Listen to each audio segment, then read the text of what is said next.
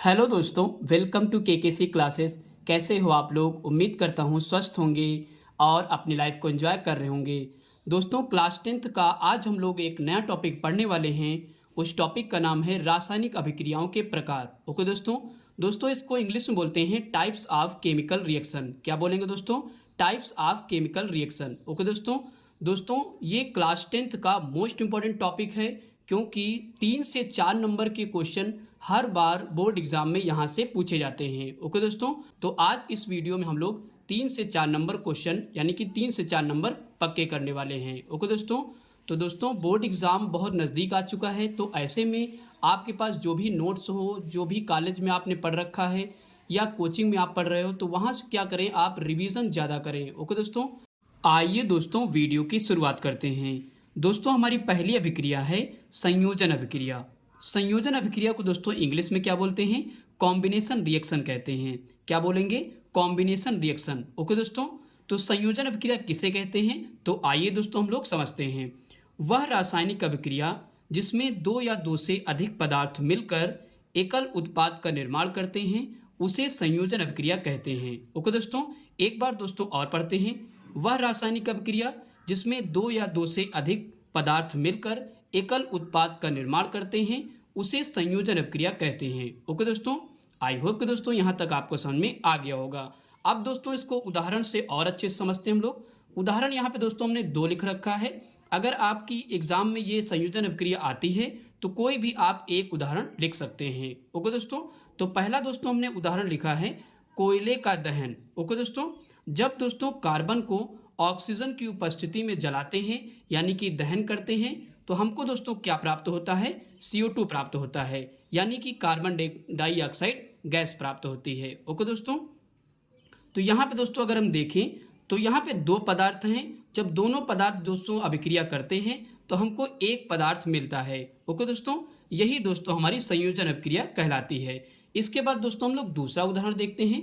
दूसरा दोस्तों हमारा एग्जाम्पल है हाइड्रोजन का दहन। ओके दोस्तों, जब दोस्तों हाइड्रोजन को ऑक्सीजन की उपस्थिति में जलाते हैं यानी कि दहन करते हैं तो हमको क्या प्राप्त होता है? H2O यानी कि जल प्राप्त होता है। ओके दोस्तों, तो यहाँ पे दोस्तों 2 पदार्थ हैं और दोनों पदार्थ जब अभिक्रिया करते हैं तो हमको एकल उत्पाद का निर्माण प्राप्त होता है, यानी कि एकल उत्पाद बनता है। ओके दोस्तों, आई होप कि दोस्तों यहाँ तक आपको समझ में आ गया होगा। इसके बाद दोस्तों हमारी अगली अभिक्रिया है वियोजन या अपघटन अभिक्रिया। ओके दोस्तों इसको इंग्लिश में क्या बोलते हैं? डीकॉम्पोजिशन रिएक्शन बोलते हैं। क्या कहेंगे?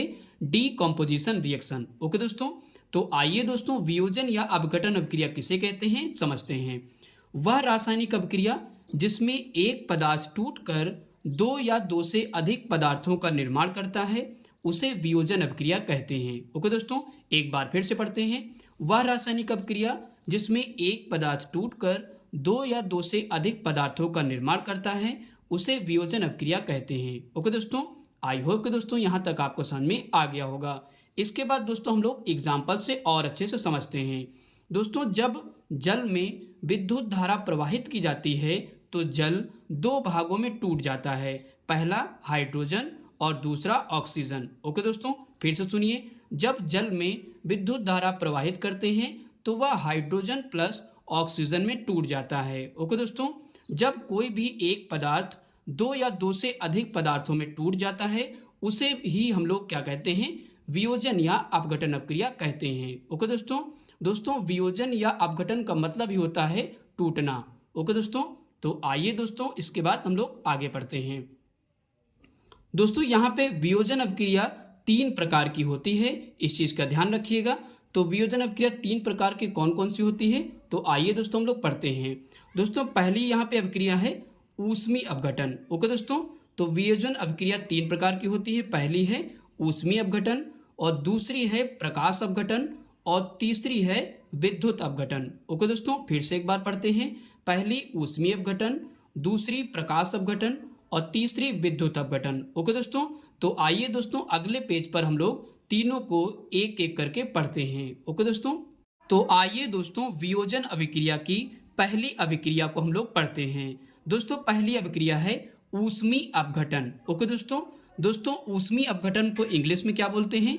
इंग्लिश में बोलते हैं थर्मल डीकॉम्पोजिशन। क्या कहेंगे? थर्मल डीकम्पोजिशन कहते हैं। ओके दोस्तों, तो आइए दोस्तों ऊष्मीय अपघटन अभिक्रिया किसे कहते हैं समझते हैं। वह रासायनिक अभिक्रिया जिसमें यौगिक ऊष्मा के द्वारा दो या दो से अधिक सरल पदार्थों में टूट जाता है, उसे ऊष्मीय अपघटन अभिक्रिया कहते हैं। ओके दोस्तों, एक बार फिर से पढ़ते हैं। वह रासायनिक अभिक्रिया जिसमें यौगिक ऊष्मा के द्वारा दो या दो से अधिक सरल पदार्थों में टूट जाता है, उसे ऊष्मीय अपघटन अभिक्रिया कहते हैं। ओके दोस्तों, आई होप कि दोस्तों यहाँ तक आपको समझ में आ गया होगा। इसके बाद दोस्तों हम लोग इसका एग्जाम्पल समझते हैं ताकि और अच्छे से समझ में आ जाए। तो यहाँ पे दोस्तों हमने एग्जाम्पल ले रखा है CaCO3 यानी कि कैल्शियम कार्बोनेट को जब दोस्तों हम लोग गर्म करते हैं तो वह दो भागों में टूट जाता है। पहला भाग दोस्तों है कैल्शियम ऑक्साइड और दूसरा है CO2। ओके दोस्तों, फिर से एक बार पढ़ते हैं। कैल्शियम कार्बोनेट को जब हम लोग ऊष्मा प्रदान करते हैं तो वह कैल्शियम ऑक्साइड और CO2 में टूट जाता है। ओके दोस्तों, इसी को दोस्तों हम लोग ऊष्मीय अपघटन अभिक्रिया कहते हैं। आई होप कि दोस्तों यहाँ तक आपको समझ में आ गया होगा। इसके बाद दोस्तों हम लोग वियोजन अभिक्रिया की दूसरी अभिक्रिया को पढ़ते हैं। दोस्तों वियोजन अभिक्रिया की दूसरी अभिक्रिया है प्रकाश अपघटन। ओके दोस्तों प्रकाश अपघटन किसे कहते हैं तो आइए समझते हैं। वह अभिक्रिया जो सूर्य के प्रकाश के द्वारा होती है उसे प्रकाश अपघटन अभिक्रिया कहते हैं। एक बार फिर से पढ़ते हैं। वह अभिक्रिया जो सूर्य के प्रकाश के द्वारा होती है उसे प्रकाश अपघटन अभिक्रिया कहते हैं। ओके दोस्तों, तो आइए दोस्तों इसको एग्जाम्पल से समझते हैं। तो यहाँ पे दोस्तों जब AgCl2 सूर्य के प्रकाश की उपस्थिति में अभिक्रिया करता है तो यह दो भागों में टूट जाता है। पहला भाग दोस्तों Ag और प्लस दूसरा भाग है Cl2। ओके दोस्तों, एक बार फिर से समझते हैं। जब दोस्तों सिल्वर क्लोराइड सूर्य के प्रकाश की उपस्थिति में अभिक्रिया करता है तो यह Ag प्लस Cl2 में टूट जाता है। ओके दोस्तों, तो यहाँ पे दोस्तों Ag का मतलब होता है चांदी और Cl2 का मतलब होता है क्लोरीन गैस। ओके दोस्तों, इसी को दोस्तों हम लोग प्रकाश अपघटन अभिक्रिया कहते हैं। इसके बाद दोस्तों हम लोग वियोजन अभिक्रिया की तीसरी अभिक्रिया को पढ़ते हैं। दोस्तों वियोजन अभिक्रिया की तीसरी अभिक्रिया है विद्युत अपघटन। ओके दोस्तों, तो आइए दोस्तों विद्युत अपघटन किसे कहते हैं समझते हैं। वह अभिक्रिया जिसमें यौगिक के जलीय विलयन में विद्युत धारा प्रवाहित करने पर यह दो या दो से अधिक सरल पदार्थों में टूट जाता है, उसे विद्युत अपघटन अभिक्रिया कहते हैं। ओके दोस्तों, एक बार दोस्तों फिर से पढ़ते हैं। वह अभिक्रिया जिसमें यौगिक के जलीय विलयन में विद्युत धारा प्रवाहित करने पर यह दो या दो से अधिक सरल पदार्थों में टूट जाता है, उसे विद्युत अपघटन अभिक्रिया कहते हैं। ओके दोस्तों, आई होप कि दोस्तों यहाँ तक आपको समझ में आ गया होगा। तो आइए दोस्तों एक उदाहरण से समझते हैं ताकि और अच्छे से समझ में आ जाए। तो यहाँ पे दोस्तों जब दोस्तों हम जल में विद्युत धारा प्रवाहित करते हैं तो जल दोस्तों दो भागों में टूट जाता है। पहला दोस्तों हाइड्रोजन और दूसरा ऑक्सीजन। फिर से देखिए, जब दोस्तों जल में विद्युत धारा प्रवाहित की जाती है तो वह हाइड्रोजन और ऑक्सीजन में टूट जाता है। ओके दोस्तों, इसी अभिक्रिया को विद्युत अपघटन अभिक्रिया कहते हैं। ओके दोस्तों, आई होप कि दोस्तों यहाँ तक आपको समझ में आ गया होगा। इसके बाद दोस्तों हमारी अगली अभिक्रिया है विस्थापन अभिक्रिया। दोस्तों विस्थापन अभिक्रिया को इंग्लिश में बोलते हैं डिस्प्लेसमेंट रिएक्शन। क्या बोलेंगे दोस्तों? डिस्प्लेसमेंट रिएक्शन बोलते हैं। ओके दोस्तों, तो आइए दोस्तों विस्थापन अभिक्रिया किसे कहते हैं एक बार हम लोग अच्छे से समझते हैं। वह अभिक्रिया जिसमें अधिक क्रियाशील तत्व किसी कम क्रियाशील तत्व को उसके यौगिक से विस्थापित कर देता है, उसे विस्थापन अभिक्रिया कहते हैं। एक बार फिर से पढ़ते हैं। वह अभिक्रिया जिसमें अधिक क्रियाशील तत्व किसी कम क्रियाशील तत्व को उसके यौगिक से विस्थापित कर देता है, उसे विस्थापन अभिक्रिया कहते हैं। ओके दोस्तों, तो आई होप कि दोस्तों यहाँ तक आपको समझ में आ गया होगा। तो आइए दोस्तों एक एग्जाम्पल से अच्छे से इसको समझते हैं। तो यहाँ पे दोस्तों एग्जाम्पल में लिया है आयरन प्लस कॉपर सल्फेट। जब दोस्तों दोनों अभिक्रिया करते हैं तो क्या प्राप्त होता है? फेरस सल्फेट प्लस कॉपर प्राप्त होता है। ओके दोस्तों, तो आइए दोस्तों इस एग्जाम्पल के ज़रिए से समझते हैं। दोस्तों आपने सक्रियता श्रेणी पढ़ी होगी, तो आइए दोस्तों एक बार हम लोग सक्रियता श्रेणी देख लेते हैं। यहाँ पे दोस्तों सबसे ऊपर सबसे अभिक्रियाशील धातु कौन सी होती है? तो पोटेशियम होगी, इसके बाद सोडियम होगी, फिर कैल्शियम, इसके बाद मैग्नीशियम, एल्युमिनियम, फिर आएगा जिंक और उसके बाद दोस्तों आता है आयरन यानी कि लोहा। ओके दोस्तों, इसके बाद पीबी आता है, फिर इसके बाद एच आता है, उसके बाद क्या आएगा, कापर आएगा। ओके दोस्तों, तो यहाँ पे दोस्तों हमको लोहा और कापर पे ज़्यादा ध्यान रखना है क्योंकि हमारी जो रिएक्शन है यानी कि एग्जाम्पल है उसमें लोहा और कापर की बात कही गई है। ओके दोस्तों, तो आपको दिख रहा है यहाँ पे हमारा जो आयरन है वो कापर की तुलना में अधिक क्रियाशील धातु है। ओके दोस्तों, तो यहाँ पे दोस्तों सबसे ऊपर आयरन आ रहा है तो इसलिए आयरन अधिक क्रियाशील धातु है और कापर नीचे आ रहा है तो इसलिए कम क्रियाशील धातु है। तो यहाँ पे दोस्तों क्या हो रहा है इस रिएक्शन में, यहाँ पे लोहा जो है कापर को क्या करता है, विस्थापित कर देता है। दोस्तों आपको पता है दुनिया में दबदबा उसी का चलता है जो ताकतवर होता है। ओके दोस्तों, तो यहाँ पे लोहे ने क्या किया, लोहे ने दोस्तों क्या किया, कापर को विस्थापित कर दिया। ओके दोस्तों, तो यहाँ पे देखिए लोहा और कापर सल्फेट जब अभिक्रिया करते हैं तो यहाँ पे दोस्तों कापर को क्या किया, विस्थापित करके उधर कर दिया और खुद उसने क्या किया, रिएक्शन करके वो जुड़ गया। ओके दोस्तों, तो क्या बन गया, फेरस सल्फेट और कापर बना। ओके दोस्तों, आई होप कि दोस्तों ये रिएक्शन आपको अच्छे से समझ में आ गई होगी। इसके बाद दोस्तों हमारी अगली अभिक्रिया है द्विविस्थापन अभिक्रिया। ओके दोस्तों, द्विविस्थापन अभिक्रिया को इंग्लिश में कहते हैं डबल डिस्प्लेसमेंट रिएक्शन। क्या बोलेंगे, डबल डिस्प्लेसमेंट रिएक्शन कहते हैं। ओके दोस्तों, द्विविस्थापन अभिक्रिया किसे कहते हैं, तो आइए समझते हैं। द्विविस्थापन अभिक्रिया वह अभिक्रिया जिसमें अभिकारकों के बीच आयनों का आदान प्रदान होता है उसे द्विविस्थापन अभिक्रिया कहते हैं। एक बार फिर से पढ़ते हैं, वह अभिक्रिया जिसमें अभिकारकों के बीच आयनों का आदान प्रदान होता है उसे द्विविस्थापन अभिक्रिया कहते हैं। ओके दोस्तों, आई होप कि दोस्तों यहाँ तक आपको समझ में आ गया होगा। तो आइए दोस्तों एक एग्जाम्पल से समझते हैं ताकि बेहतर तरीके से समझ में आ जाए। तो यहाँ पे दोस्तों हमने एग्जाम्पल लिया है, सोडियम सल्फेट जब दोस्तों बेरियम क्लोराइड के साथ अभिक्रिया करता है तो क्या प्राप्त होता है, बेरियम सल्फेट और सोडियम क्लोराइड प्राप्त होता है। ओके दोस्तों, तो दोस्तों यहाँ पे अगर देखें तो बेरियम जो है वो किसके साथ अपने आयनों का आदान प्रदान करता है, तो सल्फेट के साथ। ओके दोस्तों, और अगर हम देखें सोडियम को तो सोडियम दोस्तों जो है वो क्लोराइड के साथ अपने आयनों का आदान प्रदान कर लेता है। ओके दोस्तों, तो इस प्रकार दोस्तों हमारी द्विविस्थापन अभिक्रिया बनकर तैयार हो जाती है। ओके दोस्तों, आई होप कि दोस्तों यहाँ तक आपको समझ में आ गया होगा।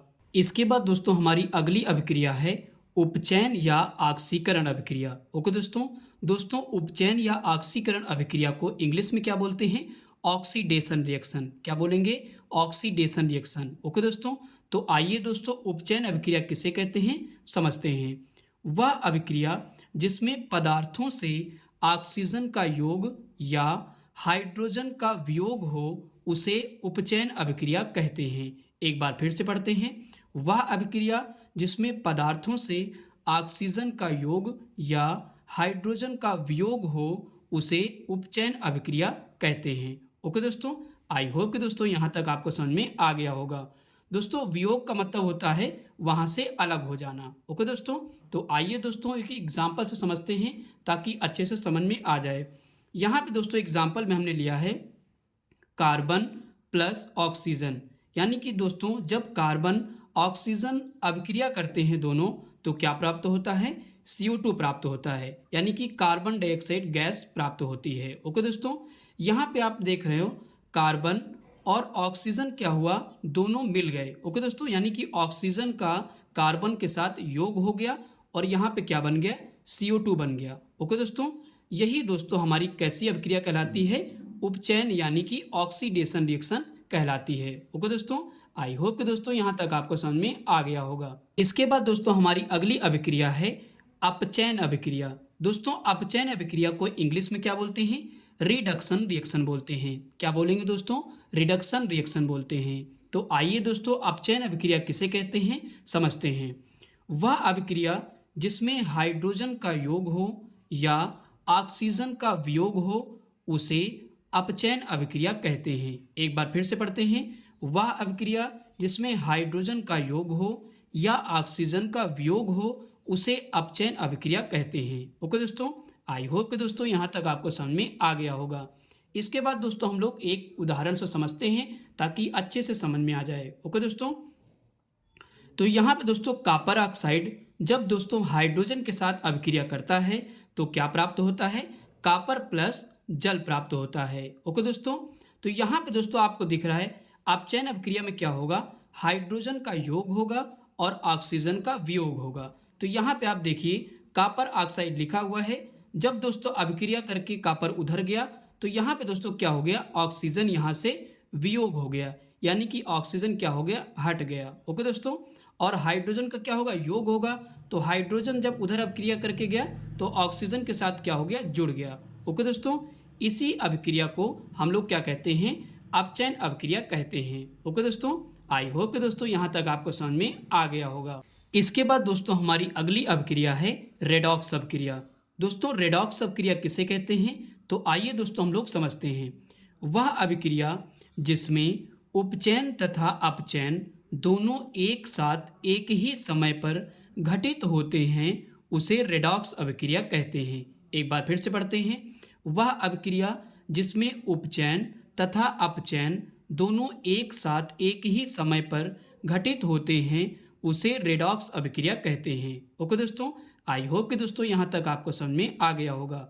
इसके बाद दोस्तों हम लोग एक उदाहरण से समझते हैं ताकि अच्छे से समझ में आ जाए। ओके दोस्तों, तो यहाँ पे दोस्तों एग्जाम्पल लिया है, कॉपर ऑक्साइड जब दोस्तों हाइड्रोजन के साथ अभिक्रिया करता है तो क्या प्राप्त होता है, कॉपर प्लस H2O यानी कि जल प्राप्त होता है। ओके दोस्तों, तो इस अभिक्रिया में अपचयन और उपचयन अभिक्रिया दोनों हो रही हैं। ओके दोस्तों, तो आइए दोस्तों समझते हैं।